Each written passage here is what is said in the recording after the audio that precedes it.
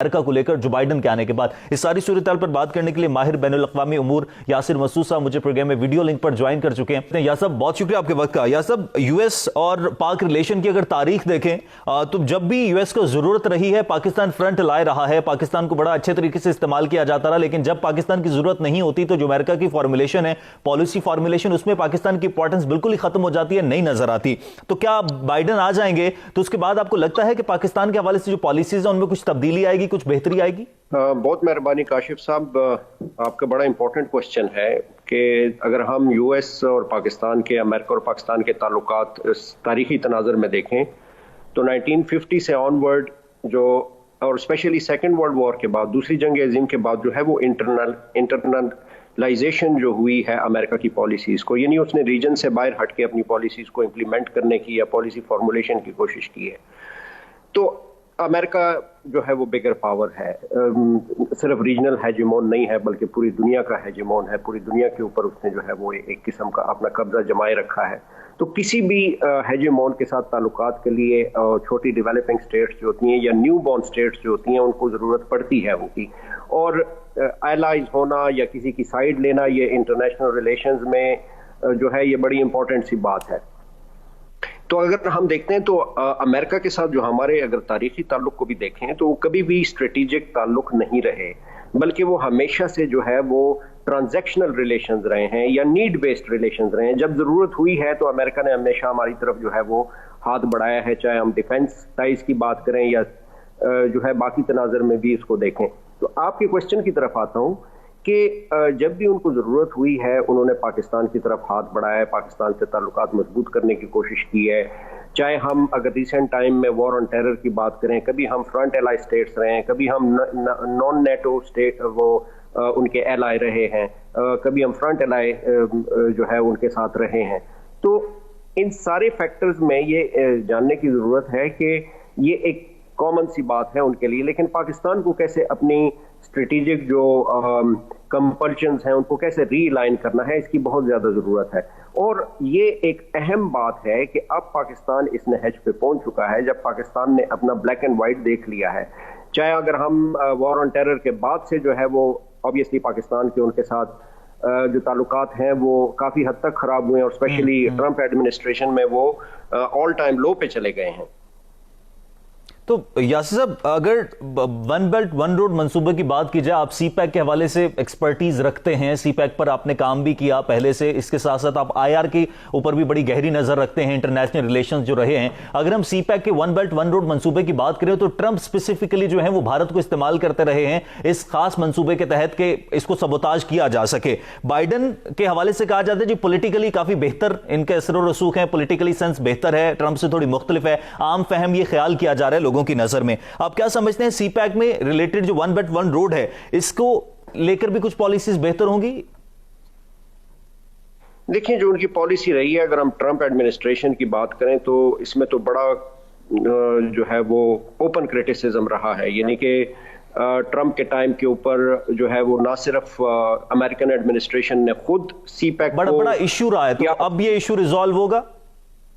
देखिए, उसको अगर हम इस तनाज़ुर में देखें कि वो सीपैक तो एक कंपोनेंट है बेल्ट एंड रोड इनिशिएटिव का, तो बेल्ट एंड रोड इनिशिएटिव की मुखालिफत तो अमेरिका की तरफ से बरमला रही है, खुले अंदाज में रही है, और ट्रंप एडमिनिस्ट्रेशन में वो ऑल टाइम हाई पे गई है। अमेरिका को वो डेफिनेटली यूज करता रहा है, अमेरिका को इंडिया को यूज करता रहा है, और इंडिया को एक रीजनल हेजेमोन के तौर पे वो एम्पावर किए जा रहा है, ये समझ के कि जी शायद चाइना को कंटेन करने के लिए उनको एक बहुत बड़ी मार्केट नजर आती है इंडिया, तो उनकी जो सारी स्ट्रेटेजिक कैलकुलेशंस हैं वो इंडिया की तरफ जाती हैं इस रीजन के अंदर। और इंडिया ऑब्वियसली वो पहले ही सीपैक की मुखालफत करता रहा है जब से सीपैक की इंसेप्शन हुई है। मैं नहीं समझता कि इसमें कोई चेंज आएगी, और ये हो सकता है कि शायद अंदाज थोड़ा मुख्तलिफ हो जाए, लेकिन जो सीपैक की मुखालफत है या सीपैक की क्रिटिसिज्म है मेरा ख्याल है वो जारी रहेगी।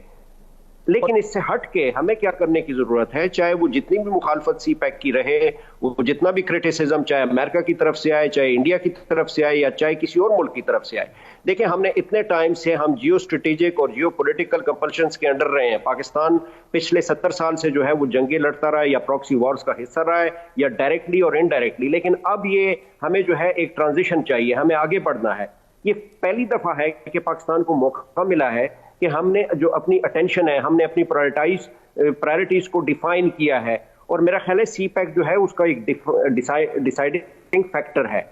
जितना ज्यादा अगले 15 से 20 साल के ऊपर इस इकोनॉमिक इनिशिएटिव के ऊपर काम किया जाए, तो इसको हम गेम चेंजर इसीलिए कहते हैं कि ये पाकिस्तान की तकदीर बदल सकता है। और आजकल की दुनिया में जो भी रियासत वो इकोनॉमिकली स्ट्रांग होगी, इकोनॉमिकली वायबल होगी, उसकी पोजीशनिंग जो है, चाहे वो स्ट्रेटेजिक पोजीशनिंग है, चाहे वो पॉलिटिकल पोजीशनिंग है, या उसकी पूरी दुनिया में जो साख्त है, या उसकी पूरी दुनिया में जो इंपॉर्टेंस है, वो बढ़ती है। लिहाजा हमारे हाथ में एक बहुत बड़ा इनिशिएटिव है, बड़ी इंपॉर्टेंट जो है वो पाकिस्तान को एक कॉन्सेप्ट मिला है। इसको यासिर साहब, ये तो CPEC की बात होगी। अगर हम मुख्तलिफ ममालिक के साथ जो हमारी कनेक्शन लाइन है, चाइना की बात करें, ईरान की बात करें, रशिया के साथ बात करें, तो क्या ये कनेक्शन लाइन मजबूत हो पाएगी, खासकर स्पेसिफिकली अगर रशियन कॉन्टेक्स्ट में बात करें तो? देखें, एक इंपॉर्टेंट फैक्टर इसमें यह है कि इस वक्त जो अमेरिका की पॉलिसी है अफगानिस्तान को लेके, उसकी अगर वो उनका मुकम्मल इनखिला हो जाता है अमेरिकन ट्रूप्स का, जो कि ट्रंप ने किया और अब बाइडन के भी ऑलमोस्ट वही करेगा, तो अफगानिस्तान के मामले पे जो उनकी स्ट्रेटेजिक जो प्रायोरिटीज हैं वो अलाइन करती हैं, वो सेम है, तो कोई चेंज नहीं आएगा। ये पीस डील जो हम नाम दे रहे हैं, या वो जो नाम दे रहे हैं, बेसिकली ये पीस डील नहीं है, ये विड्रॉल डील है, यानी किस तरीके से अमेरिकन ट्रूप्स ने बाहर निकलना है। अब मैं क्यों अफगानिस्तान को इससे कनेक्ट कर रहा हूं? क्योंकि अगर इनखिला होता है, चाहे वो कंप्लीट हो और चाहे वो पार्शल हो, दोनों सूरतों में अफगानिस्तान के कॉन्टेक्स्ट में हालात खराब होंगे, सिविल वॉर की तरफ मामला जा सकते हैं, क्योंकि उनकी इंटरनल डायनेमिक्स अभी उसको डिफाइन करने में टाइम लगेगा। तो इसके बाद जो एक गल्फ क्रिएट हो रहा है, एक वैक्यूम जो क्रिएट हो रहा है अफगानिस्तान के कॉन्टेक्स्ट में, तो 3 ताकतें जो हैं इस रीजन में उभर के आएंगी, एक चाइना, एक रशिया और एक पाकिस्तान। अब तीनों को जो है, तीनों की जो इंपॉर्टेंस है वो बहुत ज्यादा है इस रीजन के अंदर, लेकिन तीनों को जो खतरात हैं वो भी जो है वो सबके सेम है। चाहे हम दहशतगर्दी के मामले में देखें तो पाकिस्तान को TTP से खतरात हैं, चाइना को जो यूगर की जो वहाँ पे ईस्ट तुर्किस्तान मूवमेंट है उनसे खतरात हैं, और रशिया को जो है वो उज़्बेक